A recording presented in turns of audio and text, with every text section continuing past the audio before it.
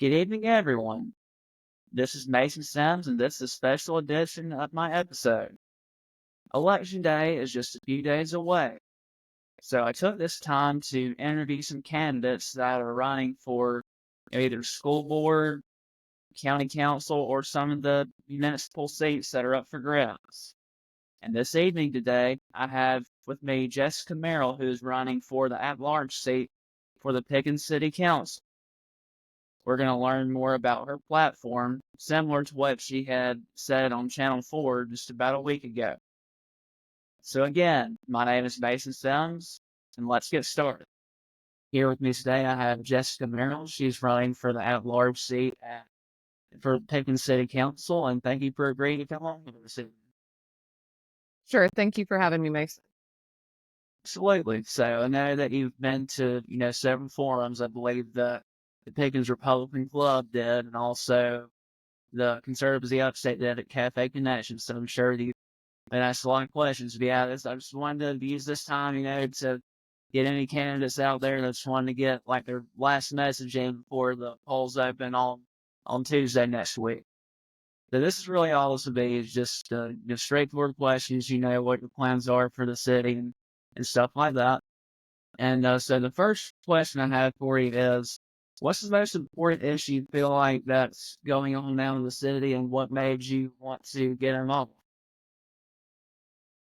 I feel like the most important issue that's going on right now is how our current city council members and mayor are handling business. I do not feel, and I'm very concerned that they are not following proper processes and in making decisions. I feel like some of their behavior is questionable as to whether it is, if they're acting out of their power. And that's very concerning to me as a citizen. And I say that based on decisions that they have made. So just knowing a process that they should go through, but not seeing them go through those processes. And they're big, important decisions that are going to impact us citizens greatly. And so I feel like this election is very important for you to know who the candidates are, who the candidates are related to, who asks the candidates to run. I think it's very, very important that we get the right people in there. I agree. And another thing I was going to ask you too is that it seems like a lot of people on the council have stepped down. Is it mainly, like for personal reasons, or they feel like they just couldn't continue? I can't personally speak for them, but what we did hear was that one of them had a death in the family and it was too much for them to deal with right now, and that the other one said that they did not like the way in which the direction of which the city was going, and so they no longer wanted to be on council, and that's concerning. No, I agree. Is it a mayor council? Is that the form of government that Pickens has? No, we actually have a council form of government. Oh, okay. So Yeah. each person from the council gets to say in it. Just kind of they have a little more Yes. power. Okay. So they'd have a little more power than I guess the mayor would, or they get to make more decisions than I guess the other types of form of government would. Correct. We do not have a strong mayor form of government. We have a weak mayor form of government. So our city council holds a little more power as a whole than our mayor does. Okay. Yeah, that's been a big issue with Easley right now. Thought, once Lisa Tower won, they thought that was going to be changed from, so right now Easley is a strong mayor type of government. They thought they were just going to get changed to, the one that Pickens has. Now they're not Yeah, really, yeah, they're not really doing that now. Yeah, there was talks that they were wanting to change that similar to what Pickens has, like a council mayor form of government. And, yeah. When I have a little bit of time, I do follow Easley a little bit just so I know what's going on around me. And yeah, I did hear about that. And that was my understanding was that that was her whole platform, or a big part of her platform that she ran on, was changing that form of government because she did not. Um, his name is right on the tip of my tongue. The former mayor, she did. Was it Butch Womack? they felt like he was not making good decisions of kind of like with all of that growth and stuff. And so that was like one of her big portion or big things that she ran on. And then she came out several months back and said that, oh, it's going to cost too much. It's too big of a project. Everything's fine. We're going to, leave it the way that it is. And so, I think there was a lot of upset over that. Right. Especially, It's kind of similar. It's kind of similar to our mayor saying things and promising things and then not following through. We've experienced that as well. right. I can imagine on your campaign team too, they probably said just be careful with your wording. When we say you're going to do something, say, "I'll do my best to do it," rather than "I promise to do this," because in reality, we do want to accomplish everything we want to get done, but in reality, it may not happen. So, yes, it is good to say, "Look, I will do my best to do something," rather than "I promise to do something." Then I feel like that's where it starts Yeah. to people and stuff like that. Yeah. What currently is working well? I know we kind of gone over the things that hadn't been working well. Are there current things that are going well? Um, that is hard for me to say. If I try to stand on the outside of my issues and not be biased or judgmental because of the not so good things I have seen, it's really hard to say. That's okay. It's really hard to say. I don't know. I try to think. I think I'm like what's going through my mind right now is I'm thinking about different departments and different areas and different things. I'm thinking about, our budget. I'm thinking about, which is not good. I'm thinking about our parks and rec. I'm thinking about their decorum with each other when they're in council. Sometimes that's good. Sometimes they have a good decorum with each other, and sometimes they do not. The city administrator did do a good job at replying to my emails and my answering my questions and getting information to me. When I had to ask for it, at least he was trying to communicate. The other council members and the mayor will not communicate with me. Um, so that's unfortunate. Yeah. So that's Yeah. just where I'm at. That's where I'm at with that. Yeah, and I know my viewers probably have heard me say this a lot, but I feel like the very few, politicians out there, like, I'm sure I'm leaving out a few, like Rex Rice and Alex say that they've been able to, be around a long time because they've been able, they haven't lost touch with their constituents. They're very approachable. And I had noticed, I agree with that. yeah, so I feel like, yeah, the ones that have lost touch, they're the most vulnerable, keeping them safe when their term expires. Yeah. I mean, yeah, I've talked to Davey Hyatt. I've talked to Rex Rice. I've talked to Alex Seda. They are all very responsive and helpful, even when we don't agree on things. And so I think it's very important that even when you don't agree on things, if you're working out in the public, that you are still able to find some kind of common ground and goal and work together and get the job done that you need to get done, even if you have issues with each other. Right. Um, I agree. because it's not about you. All right, we're back. I apologize about that. We had some technical difficulties, but everything is up and running now. And I believe when we left off, you said you were talking about, politicians that keep in touch with their constituents, and even when you don't agree on something, you still find a way to come together. Yes, yes. I mean, that has been my experience with, the higher level people in higher level of government. They are able to put their egos aside and their personal issues aside and get the job done. And I think that's a little hard on you don't see that much on the city level. Or my experience is that there's a lot of people that sometimes have disagreements and they butt heads. And so, you get these cliques and everybody votes one way all together. The good old boy system, is formed. And I'm really not about all that. You know, I don't have time for that. I'm much more mature than that.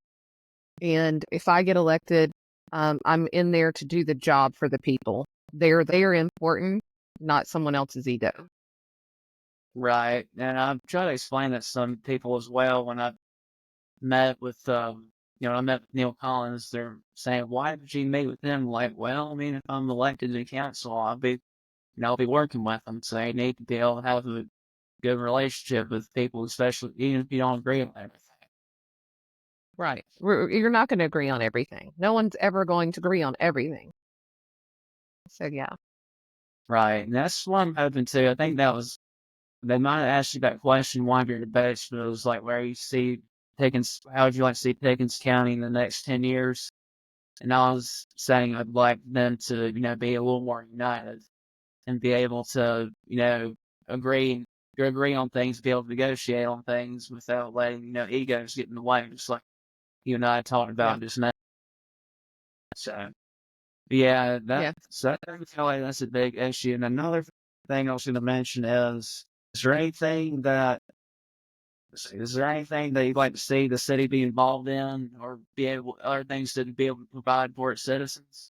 For me as as a working mother, sometimes I find it difficult to find things that I need here in the city and that I have to travel, to get the things that I need. I'm not talking about growing our city a lot. I'm talking about getting restaurants that are open past 3 p.m., getting restaurants that are open on Sundays and Mondays, and making our life easier, making the quality of our life better because we have more options here. So I think that's personally a concern of mine. Also, the park, the JC Park, everybody, that has been a hot topic on my What's Happening Pickens page for several years now. I even first went and took pictures to show the demise of that park and was wondering, why is the city not doing anything to upkeep this park? And I got backlash on that, of course. Well, why are you trying to bash the city? No, I wasn't trying to bash the city. I was bringing awareness to the situation. Um, and it's been an ongoing project for a long time and it needs to get done. It needs to get finished. They kept saying we're going to have it open by the summer for the kids to come. Well, they did have it open, but it's very limited as to what's in there now because it's not a finished park. So getting that finished, getting more activities for us to do. I think it's very important for our youth to always have some sort of activity to do so that they are not uh more prone to do things that are going to get them into trouble or lead them down a path that is difficult to return from, like substance use. Studies have been done, and students should be active daily in something, not a few times a week, but daily to help curve that path of substance use. So those are some important issues to me. I agree, and I teach middle school, and I feel like one thing is kids spend too much time on electronics. I feel like they need to be more active, and I can definitely feel like in they're telling their personalities. I just feel like their patience level isn't what the previous generations have done. It has decreased the patience because it's a now society. We get all those dopamine hits off of every ding our phone makes. So yeah, patience goes down. Happiness goes down when our phones aren't dinging. Right, and I didn't realize or remember as a kid just interrupting a teacher or adult as soon as they started talking. I just feel like that was unheard of. That's not something that you'd even think about doing.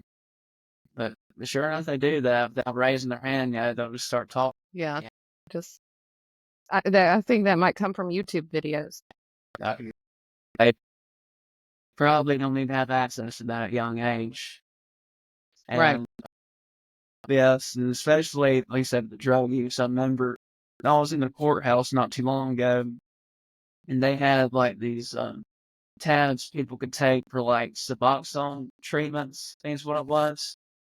And there wasn't even a tab open. It was stripped off the wall. I think they had maybe like 20 tabs to take, and all 20 of them are gone. So, Wow. so I think opioid problem that's definitely an issue in our area. It is, yes. Yes.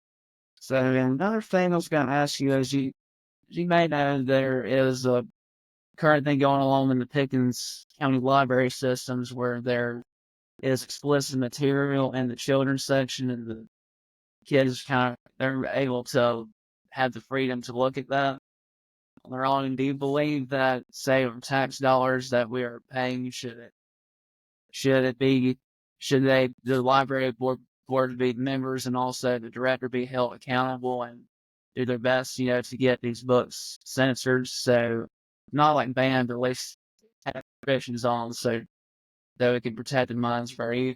Okay, so I understand that there are people out there that follow books closely and they monitor what goes into our school and they're very passionate about it. And I appreciate that. I have not put any time or energy or effort in it myself to know what's out there. Okay. I have heard about books. I have seen Facebook arguments about books and whether this should be here or that should be there and who should be accountable and whatnot. So I think that things should be age appropriate. I've even heard it argued that it shouldn't be in our public libraries, where now should it be in children's section in the public library? No, probably not. Should it be available in the adult section in the library? I don't have an argument for it to not be. I don't know why you would restrict adults from that information. But then you have to ask yourself, where are children going to get this information for their own self? So what kind of books are these? Are these educational books?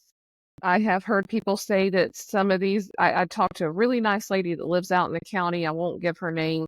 But she told me the book that she read was basically pornographic. Do I think a Right. pornographic book should be available to our children? No. Do I think educational stuff about sex-related issues should be available to our children? Probably so, because not all children, some children feel embarrassed about that topic, and they're not going to go to their parents or talk to their parents. Where are they going to get the information from? Other children have different relationships with their parents, and they don't mind talking to them. So, um, I can't put a straight line on it. If it's pornographic material and it's just not age appropriate, no, I don't think it belongs there. If it's educational and it's age appropriate, then it could have a place there. Yes, I agree. Um, Yeah, and then that was actually one thing they had mentioned at code too. There is an NC law that says we, must protect our minors from obscene material. So, and that was actually one of the questions that I had: that should this law apply to our public libraries? Protect our children from obscene. So your question was yeah, yes, you do think we should protect them from obscene material, but educational wise, that would be all right. right. Because I mean, I remember my health class and the information and the diagrams and the things that I learned when I was in school and at what age they introduced that. So I think that it needs to be age appropriate and it needs to be educational if it's going to be available to children. And whether it be in our public library or in our libraries in our school. But I think it should apply both ways. But as far as the adult section goes, I mean, once you're an adult, you can choose for yourself what kind of information you're going to put into your mind. Right. Yeah, I think that's mainly what they're trying to accomplish. They want the children checking out the books, but that's yes, they leave it in the hands of the parents. The parents are the ones ultimately that check out the books. So they just don't want those types of books in the children's section. Like this one parent, she got me something. There was like a book called "The Hips on the Drag Queen Go Swish Swish" or something like that. And I'm just thinking that doesn't need to be in like at least my opinion, I just don't feel like a 4 or 5 year old needs to have access to that. But like you said, yeah, the educational stuff, I agree. I feel like that's definitely something they need to learn about, especially, once they approach maybe it's like 12 or 13, is something they need to be educated about just so they know. Yeah, and I mean, I don't even know what I wouldn't even want to throw an age out there because I am not educated in that way to know what, I know that the maturity level of our brain is, at full capacity, usually around the age of 25. Like knowing consequences and being able to make choices and stuff. But as far as what your brain can comprehend at those young ages, I don't know. That's not an area at all of my expertise. Yeah, and I guess I just threw that age out there because that's usually when they start learning it's in middle school. At least when I was Yeah. uh, so, Yeah. so is there anything else that you would like to get out there to your constituents before the polls open on Tuesday next week? I would just like to say that I have worked very hard even before I decided to run for office this term. As soon as I found out what was going on in our council with the decision that they were making on the water, I was out there gathering information and working because we were not receiving it from our council. They did not want to give us the information. They would ask, well, I did ask, I did email, I did ask, I did talk to people. I called them. They gave us incorrect information. I found out the correct information. I petitioned for a town hall meeting because they didn't want to have a town hall meeting and talk about this. I got 305 signatures in a weekend to petition them for a town hall meeting. I revealed that their numbers were incorrect at that town hall meeting. They already signed us up for Greenville while we're in a contract with Pickens Regional Joint Water System. I don't know what's going to happen with that in the future. That's just where we're at right now. It's concerning to me. I am the only person on my seat that did state ethics filing. So I did all three things that you are asked to do. I'm the only person that did it out of there's 4 more people running on my seat. And I think that says a lot. If they can't do ethics filing, how are we to trust them when they get into office? That they're gonna follow through with things, that they're gonna research things, that they're gonna ask questions, that they're gonna follow proper processes. That's concerning to me. And I'm not gonna bash anyone. Sorry, can you hear me?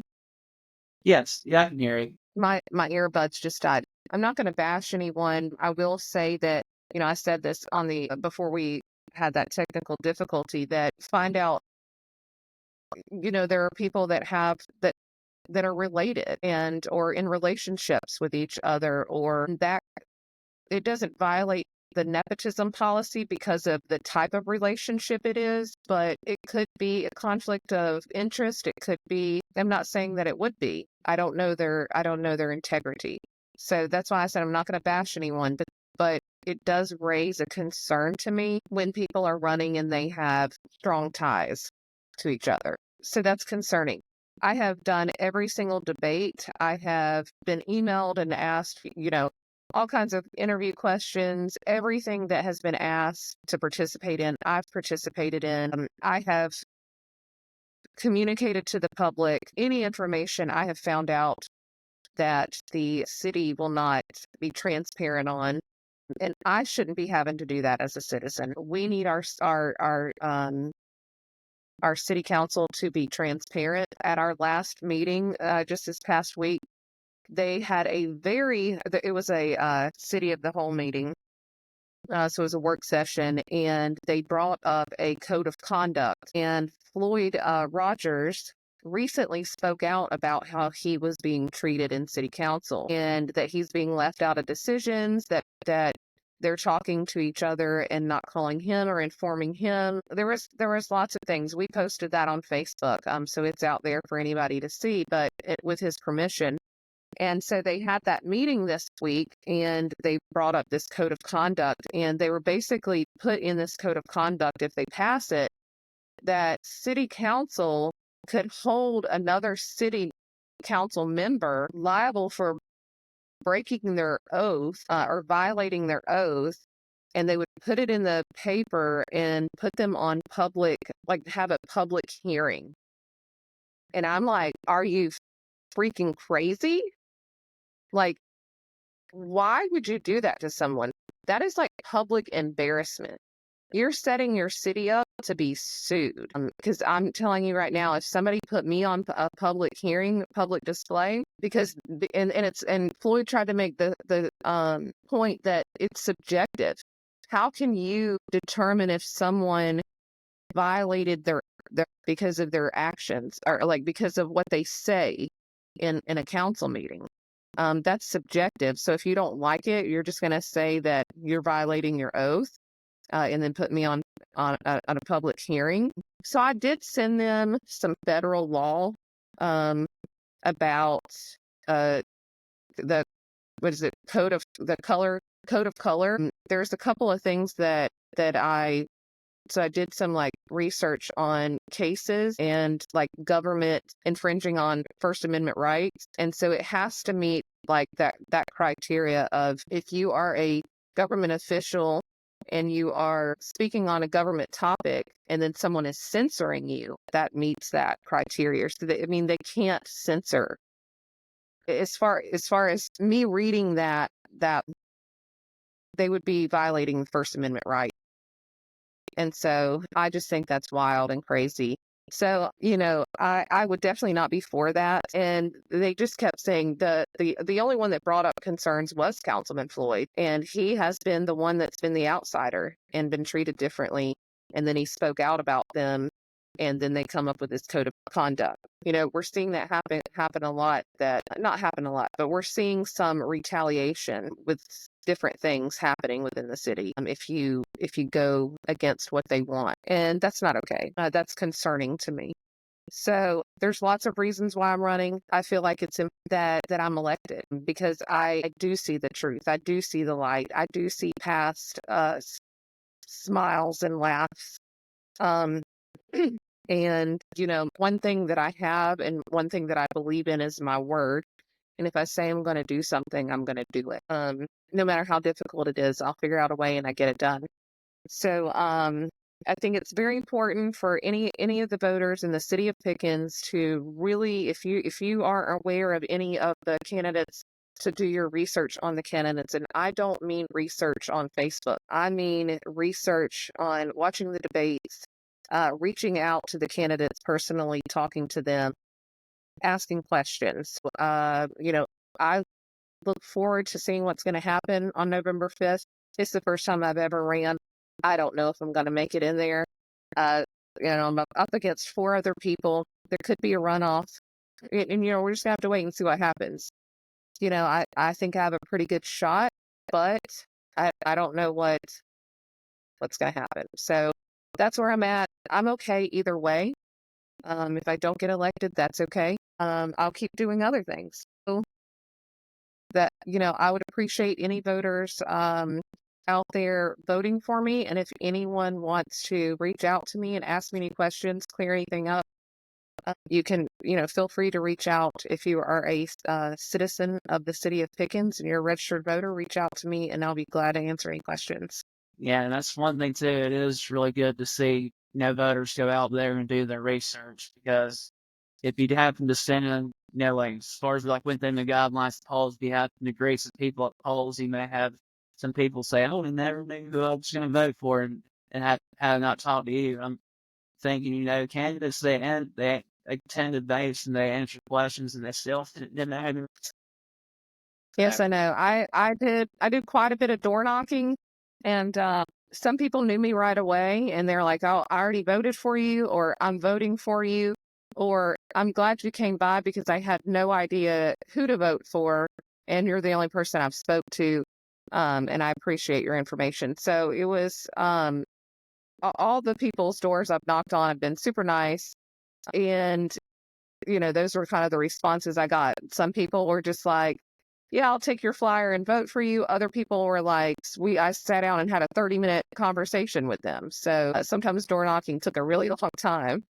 I didn't make it to very many houses, but yeah. Oh, definitely. Well, I feel like too, if you happen to go to that one person and have like a really good conversation with that person, surely that person will tell like his friends and families. That's good to have that one person that had really good in-depth conversation with. And that way, that person talk rather than just saying it, have a nice day to some people that you go see. Yeah.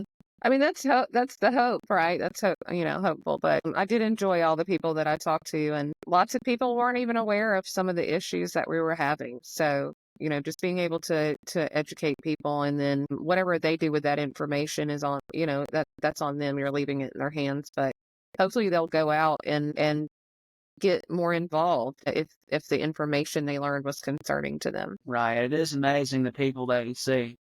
I remember this one person I met when I did my event at Jimmy's. He got interested and wanted to join the Pickens County Republican Party. So it is nice, some of the people we meet, how they may eventually get involved. Yeah.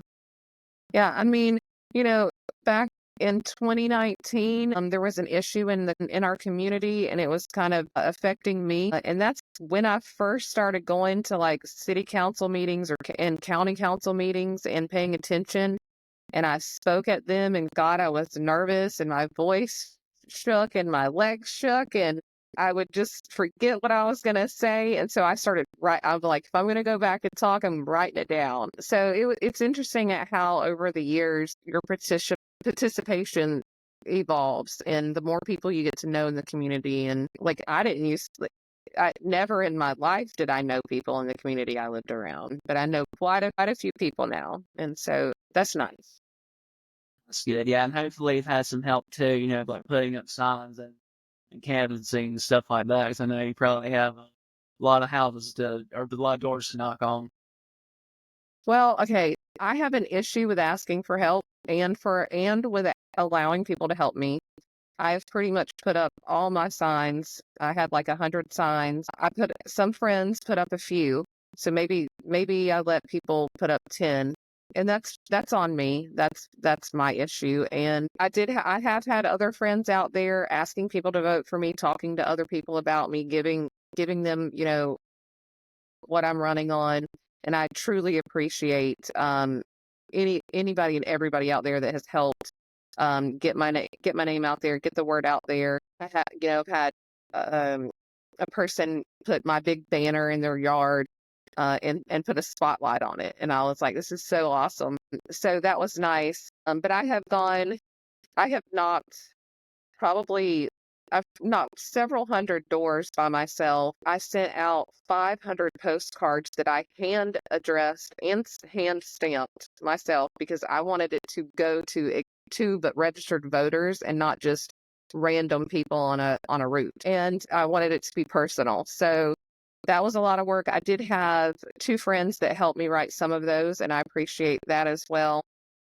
But it's been tiring. It's been long, even though it's been a short campaign cycle for us. But I appreciate everyone's help and everyone's support that I've had so far, and people that have reached out to me and gave me encouragement. I really appreciate that as well. Yeah, and I definitely wish you the best of luck. And if you win, it's great. And if you don't, well, at least you learned a lot and made a lot of good relationships, and you'll be able to try again. But yeah, I wish you the best Right. of luck. Right. I mean, we have a candidate right now who on the other seat, that's running on the 12-month seat, and this is his sixth time trying to get in, and I think this might be his year. So we'll see what happens on that. So I'm a little excited to see how that seat turns out. Well, that's good. Yeah, hopefully he gets it. 'Cause, yeah, that's definitely a lot of attempts. Yeah. Well, I appreciate you having me on the show and asking me questions and letting me tell my concerns a little more. I appreciate that. Thank you. That's great. Is there anything else you followers would like to say to your constituents before we sign off? No, I mean, I think it's important if you are a registered voter to get out there and vote this year for lots of reasons. So, if I could just encourage everyone, if you are a registered voter, find some time. There's polls open. I think they're open are they open through Saturday and then again on Tuesday? Or Please. or when did the early voting end? Yeah, so yeah, early voting it does and Saturdays like 8 to 6 p.m. Yeah. And then you can go back and vote or if you don't make it then you can go on Tuesday and vote. So, just find some time in your schedule to go. The process is pretty quick and get up there and vote. Yeah, the poll workers are really helpful too. They have some good help. Yeah. I actually was a poll worker one time, and I thought it was good. It was good public service, and it was a good experience for me. Yeah. That's great. Yeah. And yeah, again, Jessica, I wish you the best of luck, and Also, good luck with you in the next few days before the polls open. All right. Well, thank you. I appreciate it. All right. Thank you. Good night, everybody. And that's our show for this evening. If you have not already, follow us on Facebook and also subscribe to our YouTube channel. We're in the process of getting onto things like Podbean and Opera Radio, so stay tuned for that. And also, if you live here easily or actually reside in this area, we're going to be participating in the Christmas parade on December the 14th. So tell everyone you know to come out and see us. And afterwards, we can talk about whatever you'd like to, as far as like current elections or current or local issues in the area. I'll be happy to answer any questions that you may have.